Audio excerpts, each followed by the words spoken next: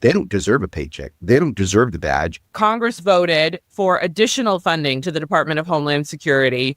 We're trying to make sense of why 7 Democratic senators voted for this funding. How the hell did that happen? I suspect those 7 Democrats are in districts where there isn't as much anger about ICE, perhaps. But still, you've got to make the point. You're the opposition party. You are not making decisions. Your job is to make it clear there's a contrast between the current leadership running the government and those who would take over if you give them a chance. And by giving Republicans votes, you're making it very difficult to distinguish between the two. Would your advice be to people in those districts? Because I know people in those districts who are mad as hell right now is like, you got to show up and get madder about ICE. Like, these people think that they don't have to respond in the same way that maybe another representative would have to respond. We are not running government, yet we're going to be accused of helping Republicans run this government.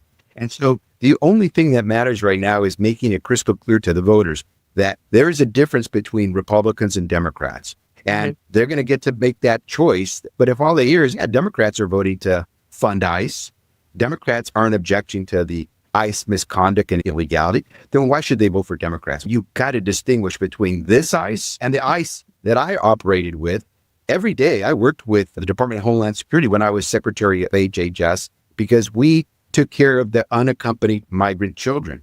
And we always had to work with DHS, ICE, and Border Security to get those kids into our care. Did you ever hear about a child being used as bait? Did you ever hear about a child being killed under DHS care in those days? No. Listen, there's some good people who are at DHS. Don't paint everybody with the same brush. But these guys that we're watching on videos, they don't deserve a paycheck. They don't deserve the badge. And they don't just deserve to be part of either Department of Homeland Security. But let's be clear. We have to make that clear as Democrats so they know there's a difference.